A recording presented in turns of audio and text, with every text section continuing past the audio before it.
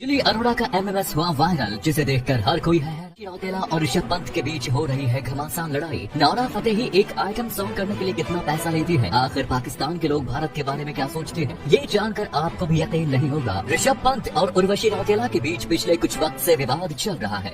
दोनों एक दूसरे का नाम कर रहे हैं। इन दोनों के विवाद की शुरुआत उर्वशी रौतेला के एक इंटरव्यू के साथ हुई। इसमें उन्होंने दावा किया था कि मिस्टर आरपी दिल्ली में उनसे मिलने के लिए आए थे, लेकिन वो आरपी 10 घंटे इंतजार करते रहे। उनके पास लगभग 17 मिस्ड कॉल आए, लेकिन नींद आ जाने की वजह से वो कॉल नहीं उठा पाए। इसके बाद दोनों की जब बात हुई तो उर्वशी ने मुंबई में मिलने की बात करी। इस इंटरव्यू के बाद ही कयास लगाए जाने लगे कि अभिनेत्री ने आरपी का इस्तेमाल ऋषभ पंत के लिए किया है। इसके बाद पंत की एक स्टोरी वायरल हुई, जिसमें उन्होंने लिखा कि मेरा पीछा छोड़ दो बहन, सस्ती लोकप्रियता के लिए झूठ नहीं बोलना चाहिए। पंत ने कुछ ही मिनट में ये स्टोरी डिलीट कर दी। इसके बाद उर्वशी रौतेला ने एक पोस्ट किया। इसमें उन्होंने लिखा, छोटू भैया को बैट बॉल खेलनी चाहिए, मैं कोई मुन्ना नहीं हूँ जो बदनाम हो तेरे लिए, यंग किड्डो डार्लिंग। हालांकि अब उर्वशी की प्रोफाइल से भी वो पोस्ट गायब है। मीडिया रिपोर्ट्स की माने तो उर्वशी रौतेला और ऋषभ पंत ने एक समय डेटिंग शुरू कर दी थी, लेकिन अपने रिश्ते के बारे में किसी को कुछ नहीं बताया। ये वाकया 2018 का है और दोनों के रास्ते उसी साल अलग हो गए। अब तो ये दोनों ही जाने की कौन सी सस्ती लोकप्रियता पाना चाहते हैं और कौन सी महंगी। लेकिन नोरा फतेही अपने एक आउट डांस के लिए काफी महंगी साबित होती है। फतेही आज बॉलीवुड की आइटम क्वीन बन गई है। आज एक्ट्रेस एक आइटम सॉन्ग के 50 से 60 लाख रुपए चार्ज करती है। नोरा फतेही ने साल 2014 में film raw tiger of the Sundarban से शुरुआत की।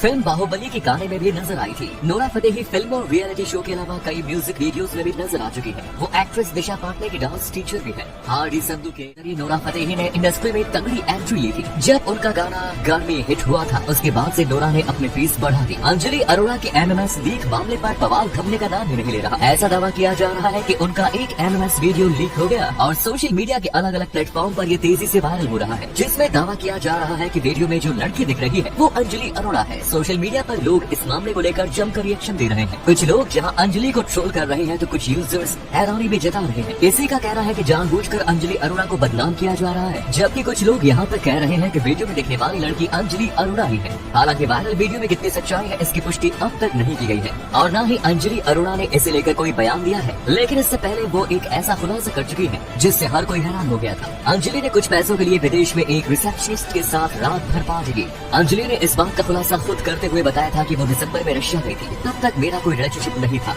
लेकिन ये बस एक अट्रैक्शन था रिसेप्शनिस्ट के साथ। मैंने रिसेप्शनिस्ट से 3000 रुपए लिए थे। उस रात हम दोनों ने शनिवार की पार्टी के साथ की। अंजलि ने ये राज कंगना रनौत के रियलिटी शो लॉकअप में सबके सामने खोला, जिसके बाद उन्होंने कहा था कि ये बात आज तक ना मेरे किसी दोस्त को पता है ना ही किसी घर वाले को। मुझे नहीं पता कि मेरे माता पिता इसे देखकर क्या सोचेंगे। अब ये तो वही जाने क्या सोचेंगे और क्या नहीं, लेकिन पाकिस्तान के लोग भारत के बारे में क्या सोचते हैं ये जानकर आप तक रह जाएंगे। वहाँ के लोगों का कहना है कि किसी भी देश के जो नागरिक होते हैं वो अच्छा ही सोचते हैं। सिर्फ 2-4% लोग होते हैं जो मुट्ठी भर होते हैं, जो कि अलगाववादी विचारधारा के होते हैं और वो गलत सोचते हैं। वो लोग मरने मारने के लिए सोचते हैं, काटने के लिए सोचते हैं। पाकिस्तान के लोग भी भारत के बारे में हमेशा अच्छा ही सोचते हैं। पाकिस्तान के लोग भी चाहते हैं कि आतंकवाद का खात्मा हो और पाकिस्तान में भी अमन और शांति कायम रहे। भारत की संस्कृति, शिक्षा, सुरक्षा, मनोरंजन, अंतर्राष्ट्रीय स्तर पर पहचान सब नंबर 1 है।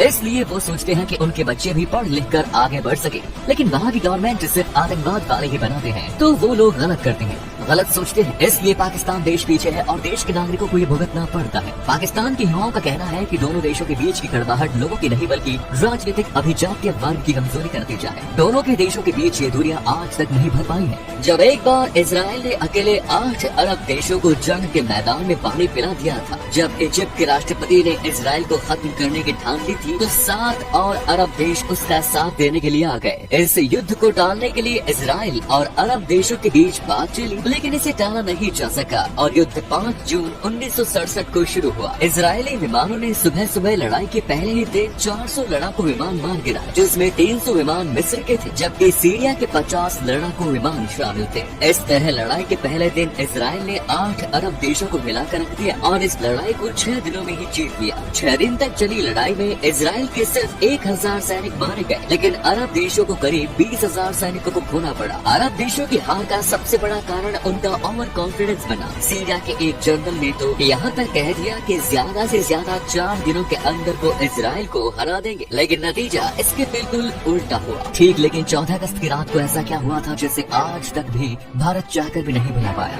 14 अगस्त 1947 की उस रात को भारत के संविधान की 5वीं बैठक में भारत की आजादी का ऐलान किया गया। इसके बाद संविधान सभा के अध्यक्ष डॉक्टर राजेंद्र प्रसाद ने अपना भाषण दिया और इस बात का आग्रह किया कि वायसराय को इस बात की सूचना दी जाए कि भारत की संविधान सभा ने भारत की सत्ता को अपने हाथों में ले लिया है। इसके बाद रात 11:55 पर नेहरू ने अपने भाषण में कहा कि हमने एक वादा किया था जिसे अब पूरा करने का समय आ गया है, क्योंकि अब आधी रात में पूरी दुनिया सो रही है, तब अगले दिन सूरज की नई किरण के साथ एक आजाद भारत अपनी आंखें खोलेगा। लेकिन आजादी के इस जश्न के भाषण को गांधी जी ने नहीं सुना। वो उस रात 9 बजे ही सोने चले गए थे। इतना ही नहीं, उस रात सदन के अंदर एंग्लो इंडियन नेता फ्रैंक एंटनी ने दौड़कर जवाहरलाल नेहरू को अपने गले लगा लिया। लेकिन आधी रात के कुछ देर बाद जवाहरलाल नेहरू और राजेंद्र प्रसाद लॉर्ड माउंटबेटन को औपचारिक रूप से भारत का पहला गवर्नर जनरल बनने का न्योता देने गए। इस बात का जश्न उन्होंने एक जान लेकर मनाया। इसके बाद जवाहरलाल नेहरू ने माउंटबेटन को एक लिफाफा देते हुए कहा कि इसमें उन मंत्रियों के नाम है जो कल शपथ लेंगे। लेकिन जब उन्होंने उसे खोला तो उनकी हंसी नहीं रुकी, क्योंकि वो लिफाफा खाली था। जवाहरलाल नेहरू जल्दी में उस कागज को रखना भूल गए थे। लेकिन इसके अगले दिन लाल किले से लेकर चांदनी चौक हर तरफ आजादी के माहौल में तिरंगा से लिपटा हुआ देश था। देश की आजादी के लिए हमारे साथ कमेंट बॉक्स में जोर से बोलिए, जय हिंद।